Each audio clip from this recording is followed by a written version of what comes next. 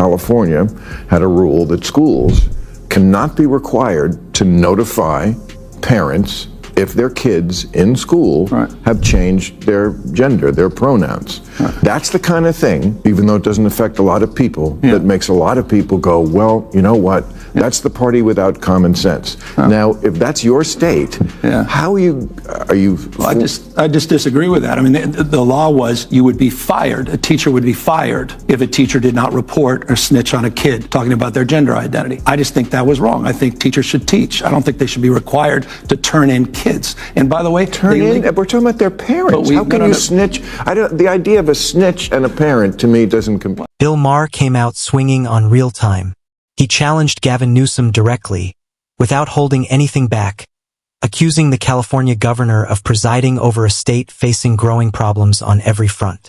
From soaring homelessness and crushing taxes to rising crime and an ongoing population decline, Maher laid out a harsh case against California's leadership.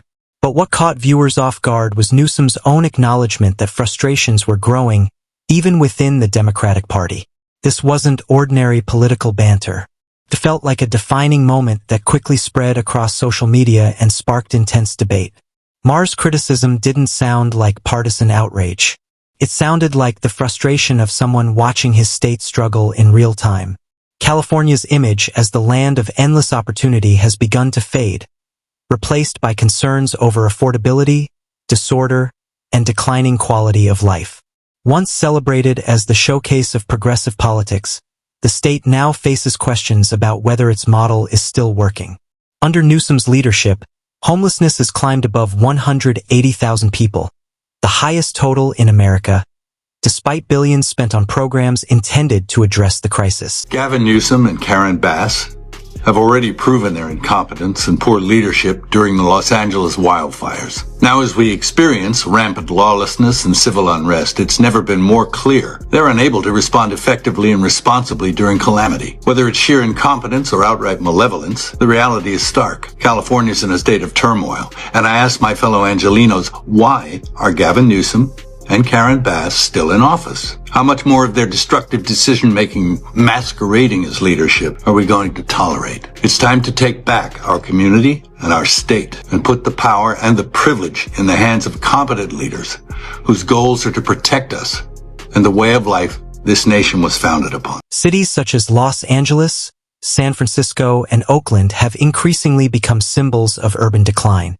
Major corporations including Tesla, Oracle, and Hewlett-Packard have relocated operations to states like Texas and Nevada, with workers and families following behind. Retail theft and organized shoplifting have created such challenges that stores including Walgreens and Target have locked up everyday products or closed locations entirely. Then there is the tax issue. California's top income tax rate of 13.3% remains the highest in the nation, fueling frustration among residents across the political spectrum. Maher, who has lived in Los Angeles for years, has repeatedly criticized the idea of paying premium-level taxes while dealing with deteriorating infrastructure and growing homelessness. For a long time, he has argued that California's progressive vision has drifted away from practical reality. That was the backdrop when Newsom arrived on the show prepared to defend his record. He highlighted economic growth, technological innovation, and environmental leadership. But Maher remained unconvinced. There's a new law in this. I think we have way too many regulations and laws, as we've talked about. And this one, I think, says if you're a department store with over 500 employees, you have to have a gender-neutral toy department. Yeah. Stuff like that. Yeah, I get it. So do you think that's silly? Do you think that's a silly thing that we too much government there? That's an interesting one because the department stores came to us supporting that, and they were the ones making a case for that. They were making a case they're already moving in that direction. Wanted you to make a law about them? Well, but they supported the legislation. It wasn't legislation that was enacted, that was initiated from my office, but it was legislation that came up with interesting support. This was not a conservative attack. It was one liberal demanding answers from another. Some observers described the exchange less as an interview and more as an intervention. The atmosphere shifted dramatically when Maher leaned forward and declared, "You're running the state, people are leaving." There were no jokes and no soft introduction, only a direct challenge. Newsom argued that California continued to lead the nation in jobs, creativity, and innovation, dismissing claims of a mass exodus as political spin. Maher pushed back immediately. "I'm not talking about what I hear on cable news," he said. "I'm talking about people I actually know." The discussion grew more intense. Maher described the visible homelessness, public safety concerns, and deteriorating conditions residents experience daily. When Newsom spoke about compassion and long-term solutions, Maher responded with a simple but devastating point. "You've been in charge for years, and things are getting worse." The audience fell noticeably quieter. Then the conversation moved to taxes. Maher argued that middle-class residents were being squeezed from every direction. People earning ordinary salaries were struggling to afford housing while facing increasingly high costs. Newsom countered with familiar themes of investment and equity, but Maher remained skeptical. "What good is economic success?" he asked.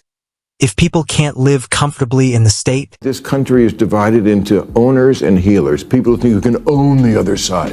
Gavin Newsom owned DeSantis. DeSantis destroyed Gavin Newsom. Or people who want to talk and heal. And I feel like the next president's going to be, at least if it comes from this party, the Democratic Party, someone who wants to talk and heal. It's important. Democrats, we tend to be a little more judgmental than we should be. This notion of cancel culture, you've been living it. You've been on the receiving end of it for years and years and years. That's real. And Democrats need to own up to that. They've got to mature. The debate became less about ideology and more about everyday life. Maher questioned whether Californians could still afford homes, feel secure in their neighborhoods, and maintain a reasonable quality of life. Newsom insisted that major challenges require time and patience to solve. Yet migration statistics painted a troubling picture. Hundreds of thousands of residents left California over recent years in search of lower costs and better opportunities elsewhere. That was when Maher delivered one of his strongest arguments. "Every resident who leaves," he said, "represents part of the tax base disappearing. Fewer taxpayers mean fewer resources to support ambitious government programs." It was a practical observation that cut through the political rhetoric. Newsom shifted the conversation toward clean energy, technology, and social progress. Maher listened before offering a final challenge. "I support those goals," he said. "But if people keep leaving, who's left to benefit from them?" The room fell silent. Even many Democrats watching online admitted the criticism resonated because it focused on real-world concerns rather than partisan talking points. For a moment, Maher became the voice of voters who still support progressive ideals but expect better results from those in power. What viewers witnessed felt less like a television interview and more like a public reckoning. Looking bad there for a while, and we still don't have enough water in the Colorado River and all this stuff. And then whenever I read 80% of the water goes to agriculture. Almonds. No one ever asked you about almonds? Oh, I'm going to ask you about almonds. We grow a boatload of almonds. I'm well here. aware. You know how much water it takes? Many gallons. 1,900 gallons to grow a pound of almonds. Come on, man. Take on big almond. Take on big almond. As the conversation continued, Newsom attempted to regain control. Maintaining his usual confidence, he returned to familiar themes and polished messaging. His defense centered on the argument that California's challenges were the side effects of its success and influence. He pointed to economic strength, clean energy investment, venture capital, and cultural diversity as evidence that the state remained a global leader. Maher was not persuaded.